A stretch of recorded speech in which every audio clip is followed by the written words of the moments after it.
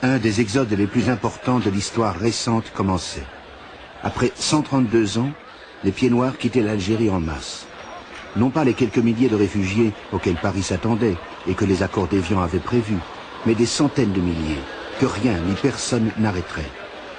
Et à Noël, il ne resterait plus en Algérie que 30 000 Pieds-Noirs sur le million qui y avait vécu.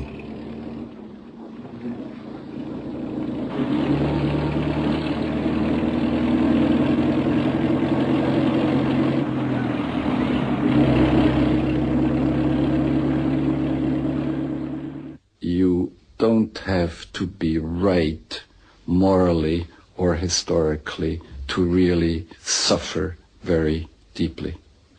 I think the Pieds Noirs, historically, they were wrong. Morally, at the time of the OAS, they were wrong. But their suffering in the Exodus was real. The people responsible for the ultimate misery of the colons were the OAS. Les vrais responsables de la grande misère des colons, c'étaient les gens de l'OAS et leurs tactiques de terreur. Les colons avaient une telle peur des représailles après l'indépendance qu'ils ne pensaient qu'à tout quitter. À la fin, il y eut des scènes déchirantes à l'aéroport. Les gens essayaient d'embarquer coûte que coûte, et certains se firent des fortunes en vendant des billets au marché noir. Il y eut des scènes vraiment inquiétantes. Personne n'avait imaginé combien l'exode serait général. Lorsqu'en juin, l'OAS arrêta ses attentats, il y eut 350 000 départs. Déjà avant et malgré les menaces des tueurs de l'organisation, 100 000 Européens avaient fui. Plus d'1,5 million devaient encore partir.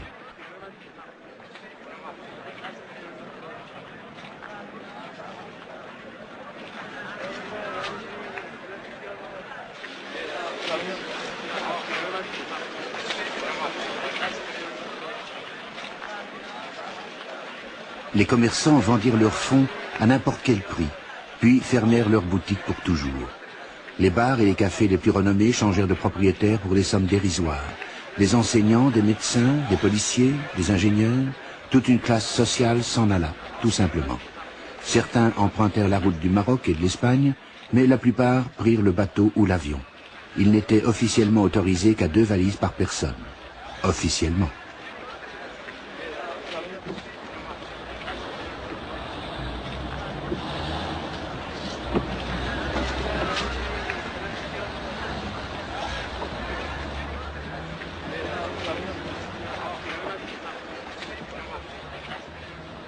La presque totalité des 200 000 Juifs d'Algérie partit en France, destination générale des réfugiés, un pays où beaucoup n'avaient jamais mis le pied.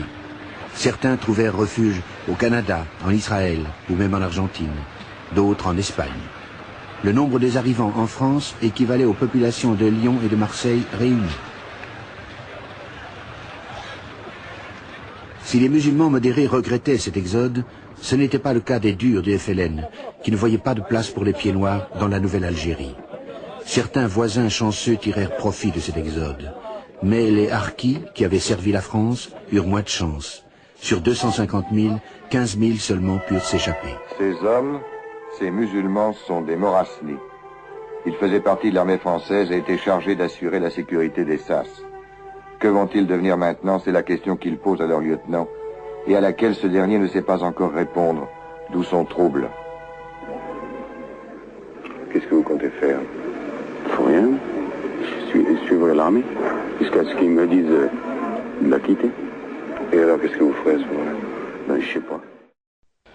بلادي بلادي الأمان الأمان بلادي بلادي الأمان الأمان أغني علاك بأي لسان جلالك تقصر عنه اللغة جلالك تقصر عنه اللغة ويعجزني فيك سحر البيان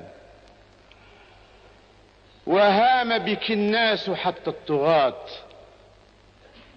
أول بلد استعمر هو الجزائر وآخر بلد تخلص بالاستعمار هو الجزائر فجمال الجزائر أغرى حتى المستعمرين فلم يريدوا الخروج منه ولم يريدوا أن ينسوا ما ذاقوا به من نعم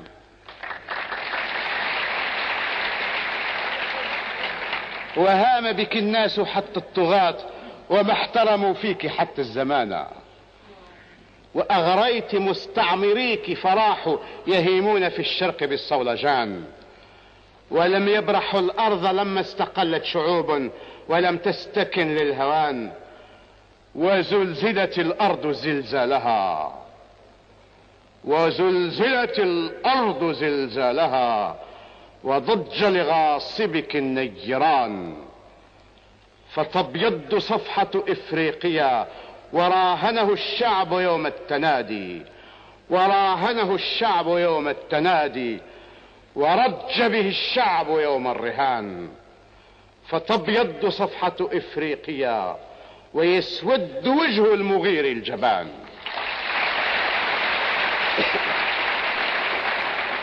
La volonté des peuples qui veulent être libres est tellement puissante à notre époque que la force des armes n'y peut vraiment rien, et que il faudrait souhaiter, est-ce possible, il faudrait souhaiter que l'histoire serve à quelque chose dans des pays comme l'Afrique du Sud ou l'Amérique du Sud.